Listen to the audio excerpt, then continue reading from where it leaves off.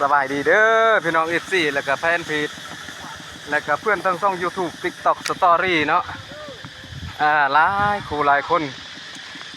ว่าจะเป็นทาง FC ทางStory เนาะหรือว่าทางTikTok Facebook อ่าหรือว่าทางช่อง YouTube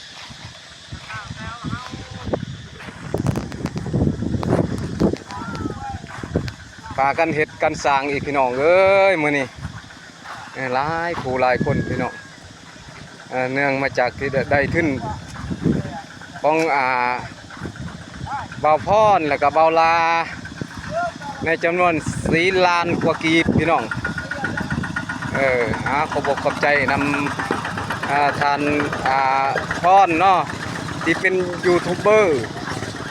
แล้วก็เบาลาทั้งสายซอยเรือเนาะหลายผู้หลายคนเบิ่งลังไลกันเข้ามาแกหินเนาะหินละเอียดพี่น้องไม่ใส่ทางเพื่อแก้ไขกันดินเหนียวยานมันติดยางรถเนาะ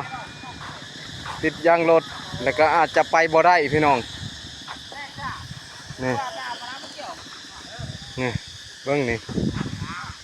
หลายคู่หลายคนอีกพี่น้องเอ้ยแซว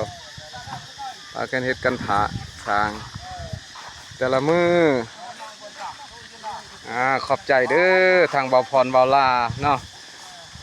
ที่เป็นคนยูทูบเบอร์พี่น้องที่ได้เฮ็ดช่องยูทูบเบอร์หลายคู่หลายคนและเพิ่นก็ได้ขึ้นที่ประกอบส่วนหลายประเทศเนาะบางทีก็เงินจากต่างประเทศคุณซอยเรือก็มีทางบ้านก็ได้รับ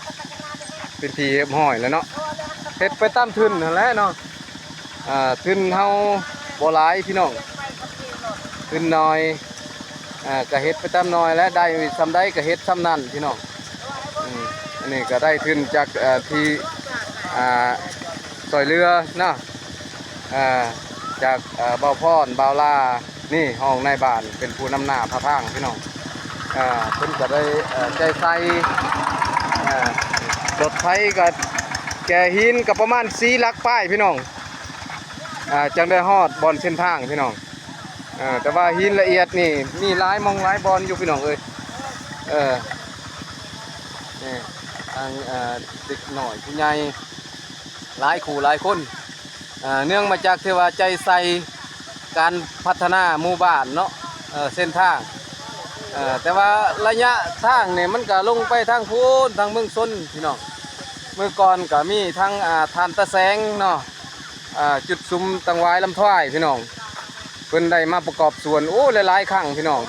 แต่ละเทื่ออันนี้ก็ถือว่าตังไว้ที่สมบัติเด้อนำหน้าพระทางเป็นผู้อันนี้ก็ถือว่าตังไว้โคกเนาะตังไว้โคกหรือว่าผู้ที่เป็นหลักแท้เนาะก็ถือว่าบ้านนาสังเหาะพัฒนาเนาะพัฒนาแท้บ้านนาสังเหาะนี่แหละเนาะเป็นผู้เป็นหลักเนาะได้เฮ็ดนำพาหมู่บ้านเฮ็ดแต่ละบ้านเนาะแต่ละจุดแต่ว่าบางบ้านก็ยังบ่ทันได้มีได้พี่น้องนี่ถือว่า